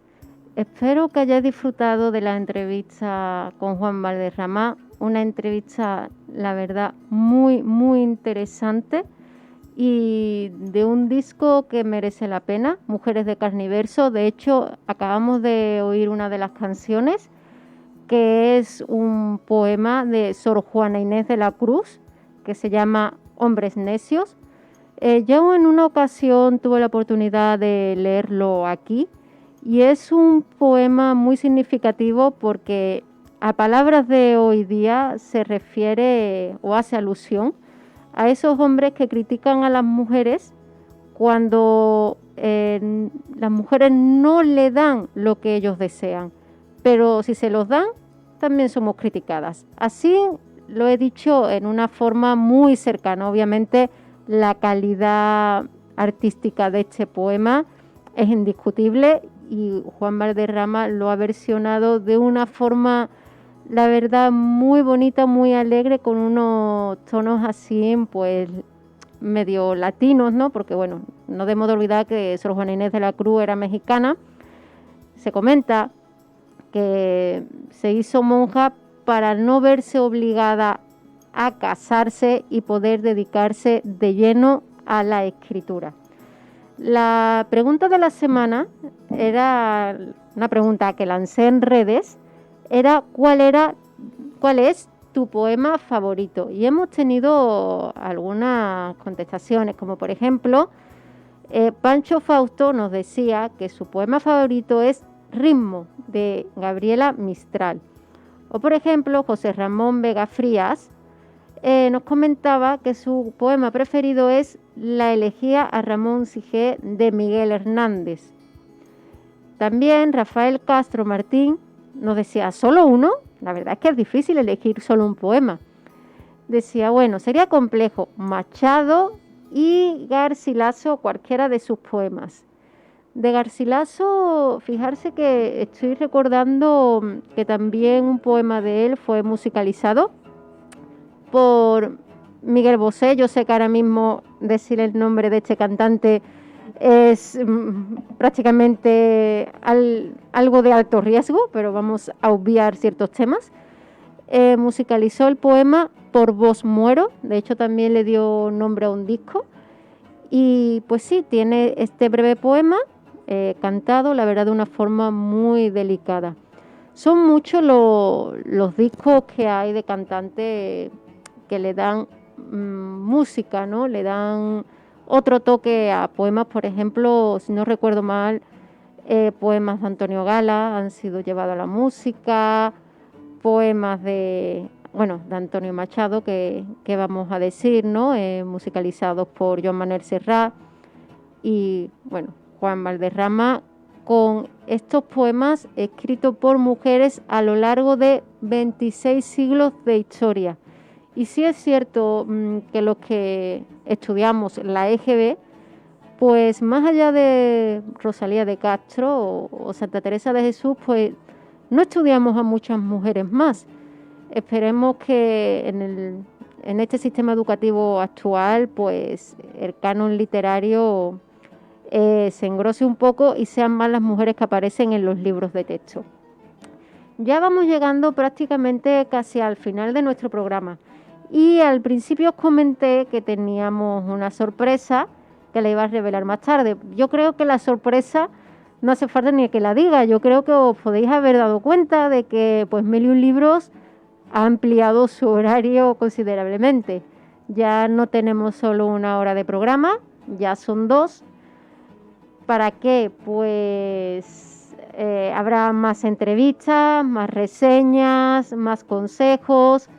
Bueno, en fin, ampliamos nuestro abanico de variedades en el más extenso significado de la palabra. Pero ojo, siempre digo que 1001 Libros es un espacio abierto para todos nuestros radioyentes o también los que nos ven por Facebook Live o nos siguen por la página web de la emisora. Sean del lugar que sean. Han sido muchas las personas que me han estado escribiendo este fin de semana, muchos escritores, que me preguntaban, bueno, es que yo no soy de España, ¿cómo le puedo hacer? Aquí hemos entrevistado a personas de México y en otros programas incluso de diversos países. Gracias a las redes sociales no hay fronteras. Entonces, si sois escritores, libreros, editores de cualquier lugar del mundo, no hay problema. Podéis escribirme a lectocritica@gmail.com y podemos ver cómo podéis tener aquí una entrevista que no solo se escuchará en la emisora de radio, en FM, sino que, como bien he dicho y repito, se puede ver por Facebook Live y también escucharse por la página web de la emisora. Así que ya sabéis, escritores, editores, también narradores orales, diseñadores gráficos. Oye, o si tenéis una librería con encanto que queráis presumir, incluso alguna biblioteca con alguna historia así destacable, escribirme a lectocritica@gmail.com o si no podéis seguirme en mis redes sociales, que es 1001 Libros, así 1001 con número libros, tal cual, y así me podéis encontrar tanto en Facebook como en Instagram. Pues por el día de hoy ha sido prácticamente todo. Espero que os haya gustado el programa y eso sí, anotad bien nuestra próxima cita. Ya no va a ser los lunes, va a ser los jueves en horario de 8 a 10 de la noche. Así que nuestra próxima cita, si no recuerdo mal, es el jueves día 11 de 8 a 10 de la noche. Así que solo me queda deciros que buenas y lectoras tardes de parte de 1001 Libros, a la cabeza Bárbara Ruiz.